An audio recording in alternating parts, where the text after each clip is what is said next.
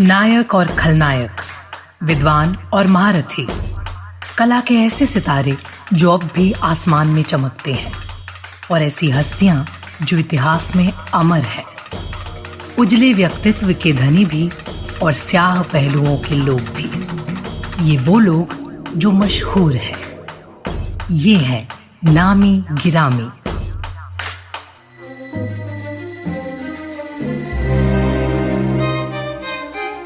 हम लोगों पर पड़ा लाठी का एक एक प्रहार हमारा मनोबल तोड़ने वाला नहीं है। वो अंग्रेजी साम्राज्य के पतन के ताबूत की एक एक कील है। 30 अक्टूबर 1928 की शाम ये शब्द लाहौर की उस आम सभा में गूंज रहे थे जिसमें साइमन कमीशन का विरोध करने के लिए सैकड़ों लोग इकट्ठा हुए थे। अभी कुछ देर पहले ही साइमन कमीशन वापस जाओ के नारे लगाने के लिए इनमें ज्यादातर लोगों ने अंग्रेज सैनिकों की लाठियां खाई थी। कई लोग लहूलुहान थे।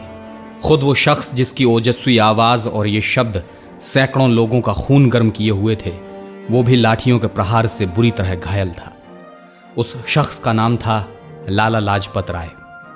स्वतंत्रता आंदोलन की वो चिंगारी जिसने आजादी की लड़ाई में युवा जोश को भड़काने का काम किया।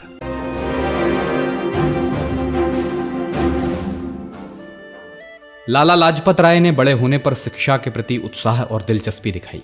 अपने पिता राधा कृष्ण से उन्होंने पढ़ने और सीखने का उत्साह पाया। सभी धर्मों का सम्मान करना सीखा और साथ में पाया स्वतंत्रता के प्रति अथाह प्यार और भारत के लोगों से लगाव।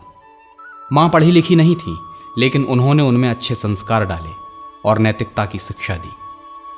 1882 में जब वे लाहौर के गवर्नमेंट कॉलेज में लॉ की पढ़ाई कर रहे थे, उस समय पंजाब और भारत के तमाम भागों में आर्य समाज का प्रभाव तूफान की तरह झकझोर रहा था।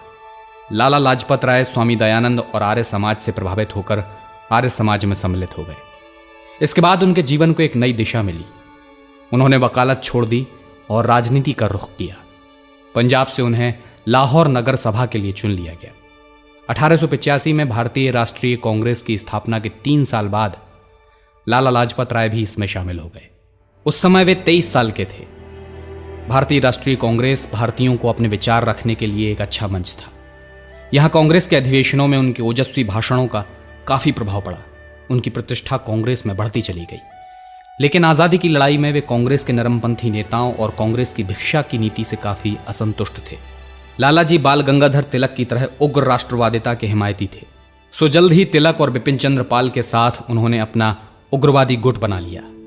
इसे लाल बाल पाल की तिकड़ी के नाम से जाना गया। इन लोगों ने कांग्रेस की शांतिपूर्ण नीतियों का विरोध करना शुरू किया। लिहाजा कांग्रेस के अंदर नरमपंथियों का प्रभाव कम होने लगा और उग्रवादियों का वर्चस्व बढ़ने लगा।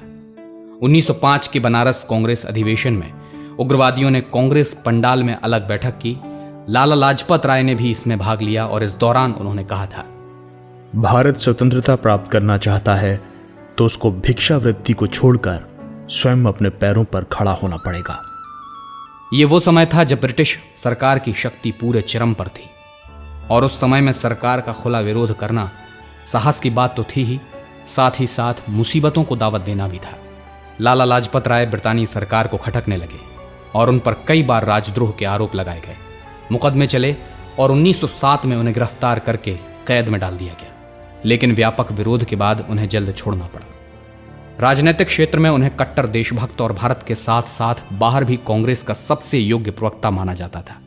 कई बार उन्होंने विदेशों में भारत का नेतृत्व किया। 1905 में गोपाल कृष्ण गोखले के साथ कांग्रेस प्रतिनिधि के रूप में वो इंग्लैंड गए थे।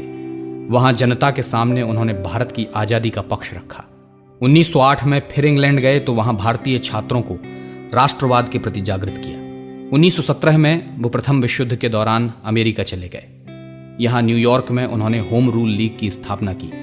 साथ ही उन्होंने भारतीय स्वतंत्रता आंदोलन को बढ़ावा देने के लिए यंग इंडिया नाम से अखबार शुरू किया। यहीं रहते हुए उन्होंने आर्य समाज और इंग्लैंड्स डेप्ट टू इंडिया 2 किताबें लिखी। 3 साल अमेरिका में रहने के बाद 1920 में लालाजी भारत लौट आए और इसी साल कोलकाता के विशेष अधिवेशन में उन्हें अध्यक्ष बनाया गया। इसी अधिवेशन के दौरान गांधी जी ने असहयोग आंदोलन का प्रस्ताव रखा था। लेकिन 1922 में गांधी जी ने जब चौरी चौरा कांड के बाद इस आंदोलन को खत्म कर दिया तो उन्हें यह नागवार गुजरा और उन्होंने कांग्रेस छोड़ दी।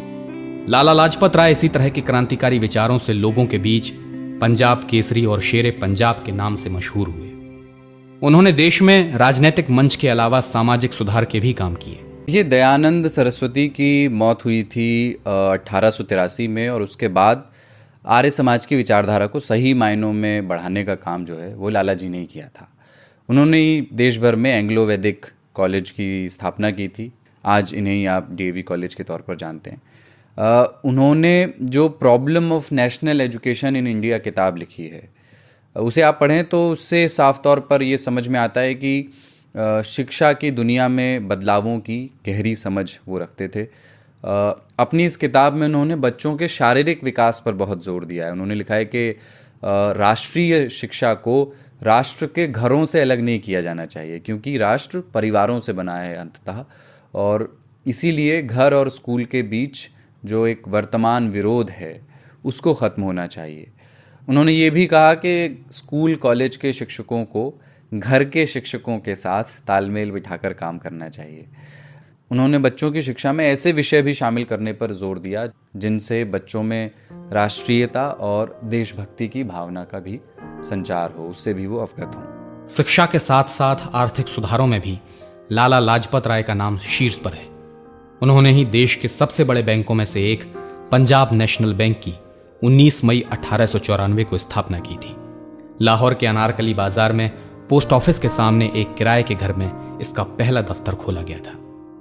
1927 में जब साइमन कमीशन भारत आया, जिसका मकसद भारत के भविष्य पर प्रधानमंत्री को रिपोर्ट सौंपना था, लेकिन भारत के राजनीतिज्ञ इस बात से नाराज थे कि उस कमीशन में कोई भी सदस्य भारतीय नहीं था। जगह जगह साइमन गो बैक के नारे लगने लगे। साइमन कमीशन का विरोध होने लगा। Simon commission! Simon commission! Bharat माता की जय! वंदे मातरम! वंदे!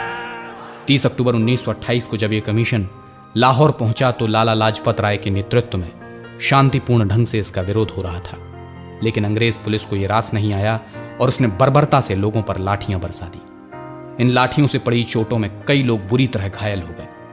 लाला लाजपत राय भी इनका शिकार बने, लेकिन वो रुके नहीं।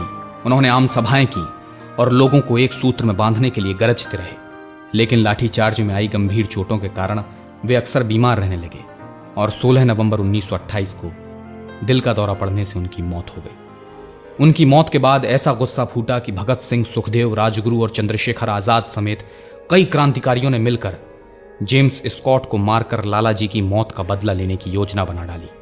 लेकिन निशानदेही में जरा सी चूक हो गई और स्कॉट की जगह assistant superintendent of police John P Sanders को भगत सिंह ने गोली मार दी। ये काफी था अंग्रेजों को यह बताने के लिए कि अब युवा जोश जाग गया है और लाला जी की मौत के लिए वो कुछ भी करेगा। लाला जी थे ही ऐसे कि उनके विचारों से प्रभावित होकर युवा मरने और मारने पर उतारू हो जाता था। वो शांति और शक्ति दोनों से काम निकालना जानते थे।